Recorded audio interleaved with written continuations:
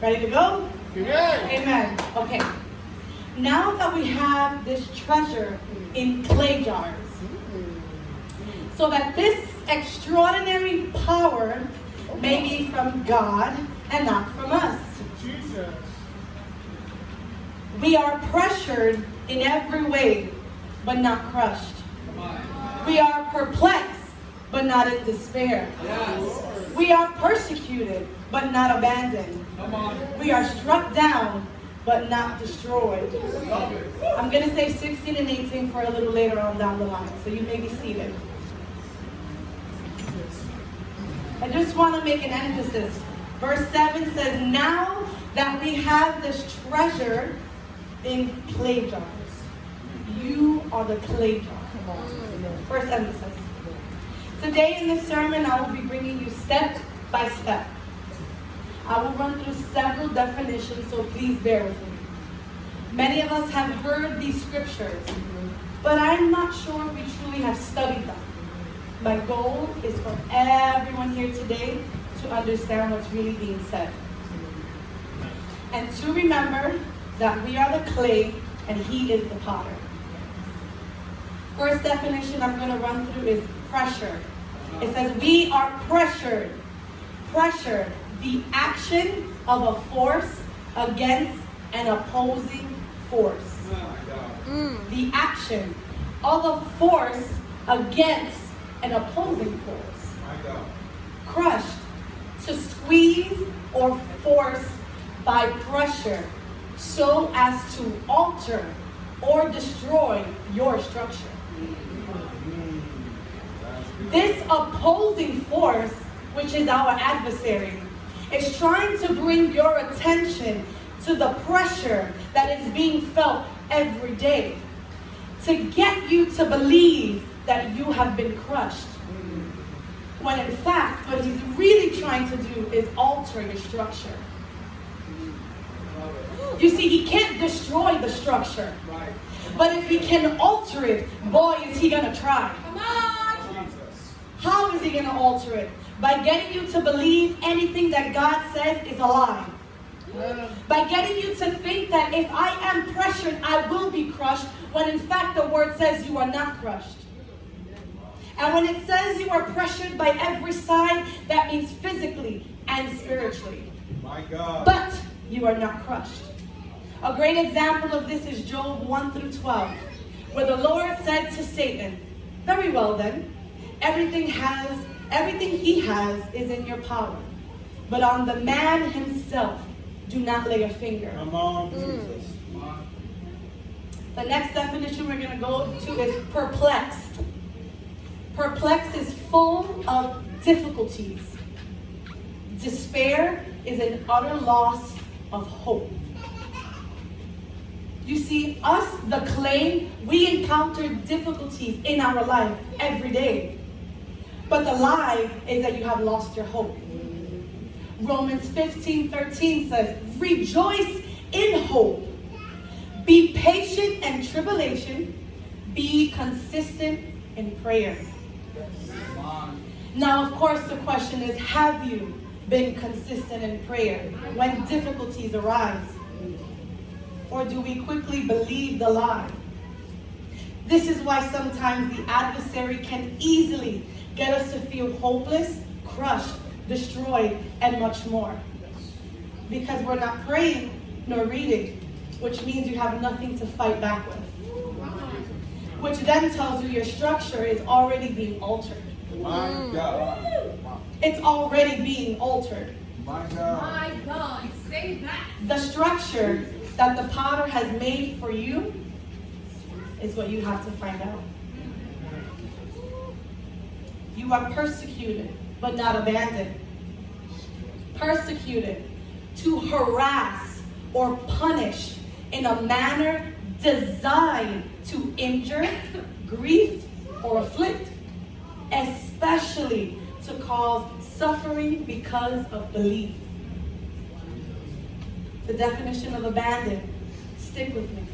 Left without needed protection, care, or support. If you believe the lie that you are left without protection, care, and support, I dare say your structure has been altered.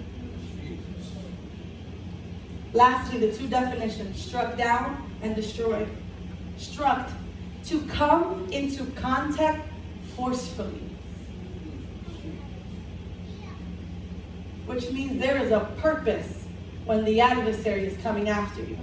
It is with force. To destroy is to ruin the structure, existence, or condition of. Now let's jump into it. I love how Jesus gave us 8 truths to tear down these lies. You see, the truth is you're going to be persecuted. The truth is you're going to be perplexed. The truth is you're going to feel the pressure. And the truth is you will be struck down. Yep. You will be persecuted. You will be pressured. You will be perplexed. And you will be struck down. Therefore, verse 16 says, therefore we do not give up. Therefore we do not give up. Even though our outer appearance is being destroyed, your inner person is being renewed day by day and day by day. You see, Jesus says, for a momentary light affliction, it is not even a heavy affliction, nor is it a permanent reflection. It's a momentary affliction. Come on now. And the goal is to produce for us an absolute, incomparable, eternal weight of glory.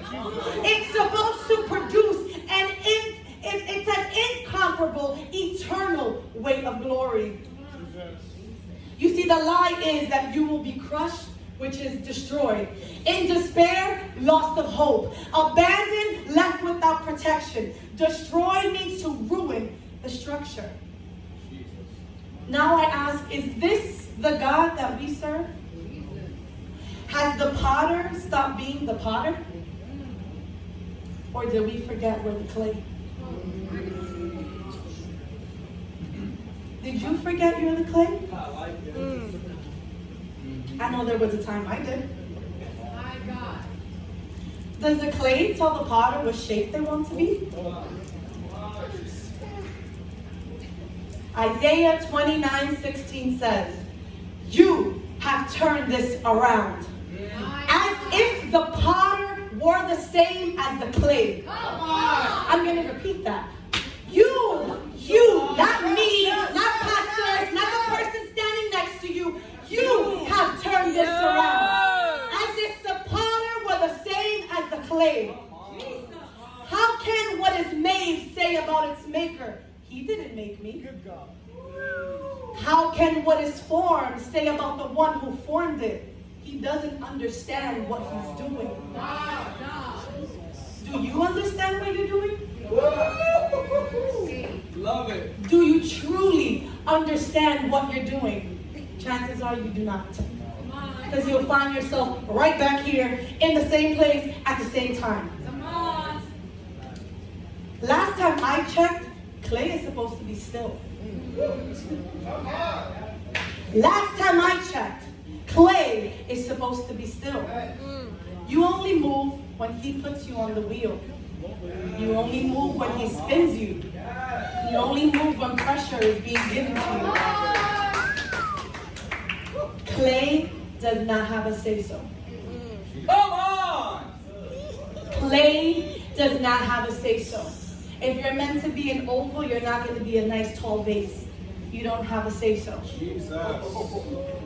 We do not serve a God who will abandon us. I'm going to jump into Jeremiah now, 18:1-6. This is the bulk of this message. And it reads as follows. This is the word that came to Jeremiah from the Lord. Not from Jeremiah, but from the Lord. Go down at once to the potter's house. There I will reveal my words to you. I find it interesting how God was already speaking to Jeremiah, yet he needed him to be in a specific place. He got up and went and did so. So I went down to the potter's house, and there he was, working away at the wheel. But the jar that he was making from the clay became flawed in the potter's hands. So he made it into another jar as it seemed right for him to do so.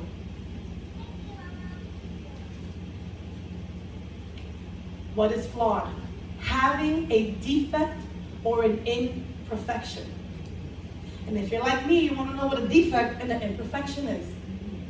A defect is a shortcoming, imperfection, or lack. Imperfection, a fault, blemish, or an undesirable feature. God doesn't want any part of us to look undesirable. That is why the key word there is flawed in his hands. Flawed in his hands. The same hands that you are written on. What better place than to have a blemish, imperfection, than in the hands of Jesus? Why? I heard you, Jamal. Verse 4 said, he made it into another jar, as it seemed right for him to do so. You see, Jesus did not throw away the flawed clay in a waste pile or a scrap pile. He decided to use the same vase, the same clay that became flawed to begin with. He decided to get his hands dirty again. Because if you've ever gone to a pottery place, your hands have to be moist because it's dirt. So he decided to wet his hands again, bring you down, crush it, and reform it. Into another shape that best suits you. Jesus saw it right to remake you and not destroy you. The truth is, maybe you just weren't ready for that shape yet. The truth is, maybe it was too soon for you. But he knows. We don't know. It doesn't mean you won't become that shape. It just wasn't your time yet. So again, Jesus is the potter, and the potter knows best. He knows just the right amount of pressure to apply when shaping you, so he doesn't harm you nor crush you. I found some very interesting facts about pottery, and I would love to share it with you. The first step is to place the clay in the center of the wheel. The purpose of this step is to bring the clay to a state of workability. In the beginning, both hands must be placed on the shape because the clay does fight back. The clay does fight back, and it does get a little messy until the fight is over. And the clay is balanced perfectly in the center, the way Christ can form you.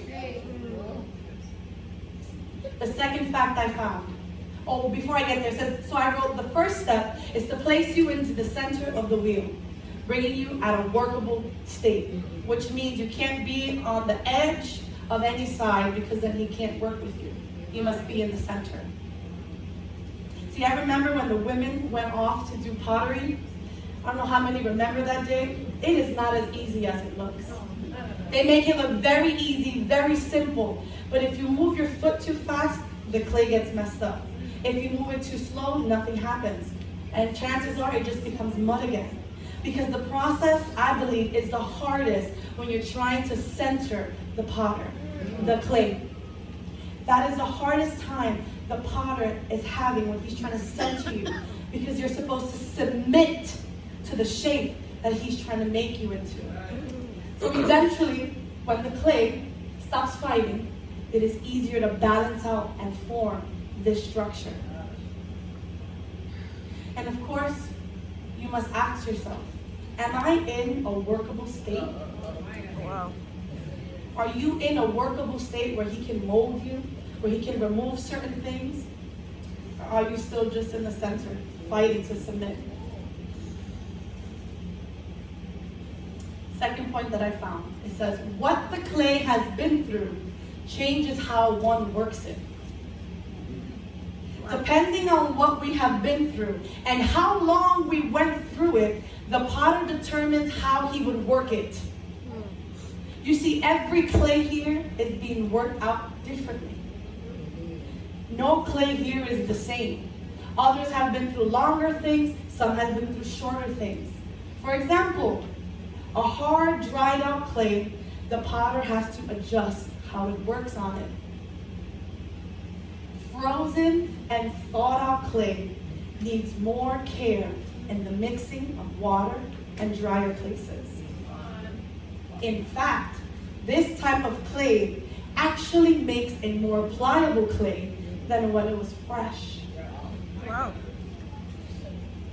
Pliable, supple enough to bend freely and repeatedly without breaking it. See, I like to think of many of us as frozen pieces of clay, on reserve, out there doing our best. But when the time came for the clay to be removed from the freezer, we began to thaw. And things that we used to do no longer was enjoyable. And things that we used to say we no longer liked it. We started feeling like something was missing because you were in the thawing process. Jesus wants us to remain pliable so he can bend us repeatedly without breaking. However, brothers and sisters, this is not an excuse to purposely become flawed whenever you feel like it, however many times you want, just because you know that he can reshape you. You see, in this same verse, God told Jeremiah, if they continued in their ways, what would happen? Jeremiah 18:10 says, however, if it does what is evil in my sight, by not listening to my voice, I will relent concerning the good I have said that I would do. You see, God will not be mocked. Galatians 6:7 says, do not be deceived. God is not mocked. For whatever one sows, that he would also reap. By his grace, verse 6 says, house of Israel, can I not treat you like this potter treats his clay? This is the Lord's declaration. Just like clay in the potter's hands, so you are in my hands, house of Israel. I'm going to replace the word house of Israel with by his grace fellowship.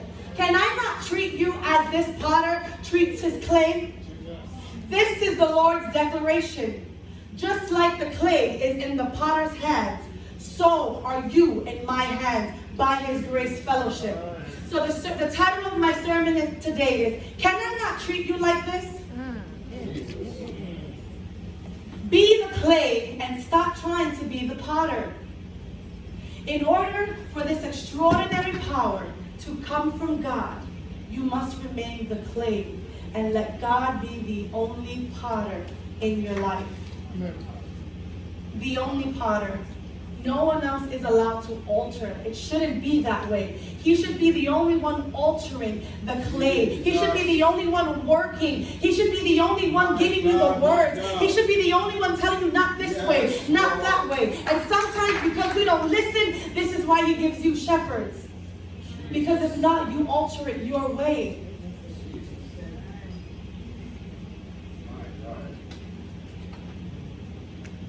So I ask you today, would you be the pliable clay that he can bend repeatedly over and over again? Would you be in his hands? Because today, by his grace, he wants to let you know that you are in his hands. You are in the potter's hands. You are in the best hands possible. The potter will not abandon you, but he will remind you of what you should and shouldn't do. You see, the potter will take his time with you. He will take his time, and it's incredible to think that he would do so because there's so many of us. There's so many of us, yet he's able to take his time with Jamel, and then take his time with Sue, and then go to Lourdes and say she needs a little fixing here, a little polishing there. That is what the potter does. He's working away at a constant wheel, constantly working, constantly producing, constantly trying to get you back to the shape he meant for you to be in. So stop fighting. Stop fighting and let him mold you and let him take his time to do so. He should be the only potter in your life. He should be the only one in your life. He should be the one that you run to. He should be the one that you come to. He should be the one in times of trouble and difficulties. Remember the top. It says that you will be pressured in every way, but you will not be crushed. You will be perplexed, but you will not be in despair. You will be persecuted, but not abandoned. You will be struck down, but not destroyed. So I tell you today, shake off the mud. Shake off the dust. Shake off yesterday. Shake off last month. Shake off last week. You are not crushed. You will not be in despair. But you will be pressured. But it is for the good. It is for an eternal weight of glory. It is eternal in spirit and in truth. You will not be destroyed. Remove the lies of yesterday. Remove the lies of years ago. Remove the lies that you have empowered and say, if your word says that I will not be crushed, then I will not be crushed. Yes, I will be persecuted, but I will not be abandoned. That is to say that the Holy Spirit comes and goes, and that is not what this word tells me. You see, I believe that we don't want to be pressured. And I believe that we don't want to be perplexed. And I believe we don't want to be persecuted. But I'm sorry to tell you that it is going to happen. You will be pressured. Maybe you didn't believe that you would be pressured. But if the master was pressured for you, then who are you? If the master was persecuted, then who are you? If they wouldn't believe him, if they spit on him, if they smacked him, why are you different? Come on. Jesus. They thought he was struck down. They believed he was struck down. I'm going to tell you something. None of this is here. I finished a long time ago. But I'm going to tell you something. They thought he was struck down. They believed that the Messiah was dead. They believed that they destroyed the masterpiece. But I'm here to tell you that the same God that raised you from the dead will raise you up again. He will raise you up again.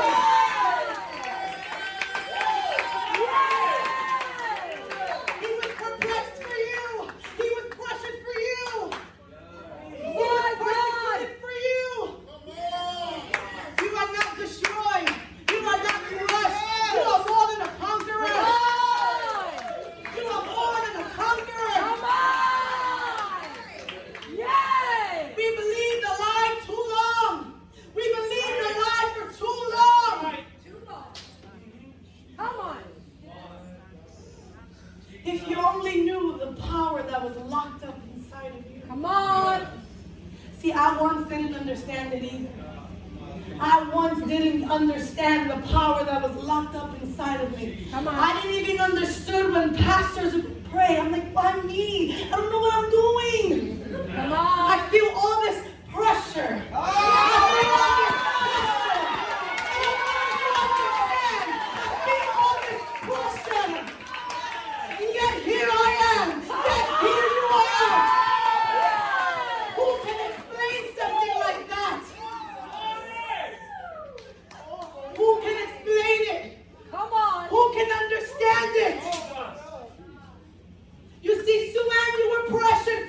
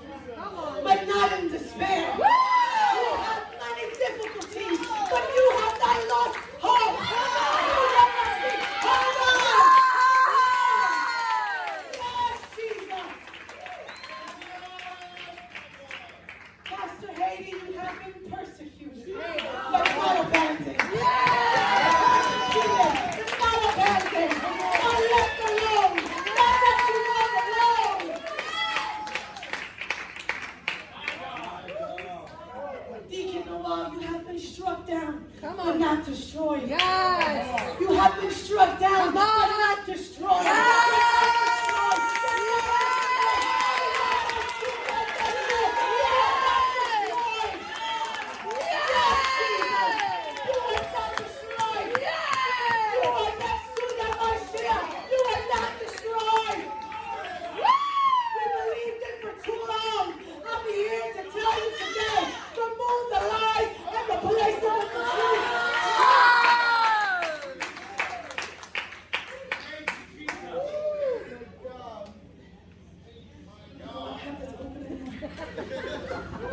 Replace it with truth.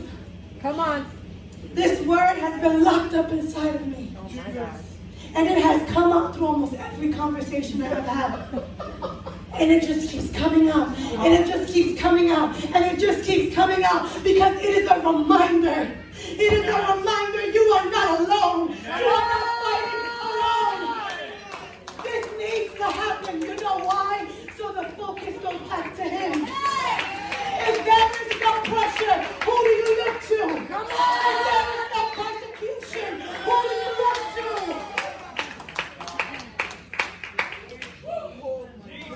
My God.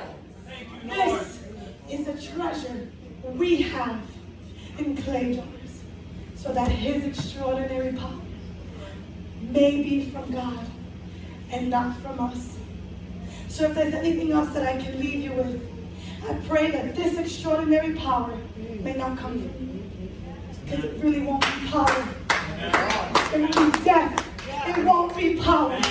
You will be powerless, thinking you are powerful. And that is what happened to Satan. He thought he was more powerful than the one who created power. How do you think you're more powerful than the one seated on the throne? Come on. Get the extraordinary power from Him. Come on. And enough with the lies. I've had enough. I had enough. And I know I barely have a voice, but I've had enough with the lies and the torment. I am going to stand firm, and I pray that you do the same, that you buckle your feet and you say, that you buckle them down. And you truly understand that you are going to be pressured. And you're going to be okay. You're going to be all right. You're going to be okay. The goal is Christ. You're going to make it. Stay focused, brothers and sisters. And I think I am done. God bless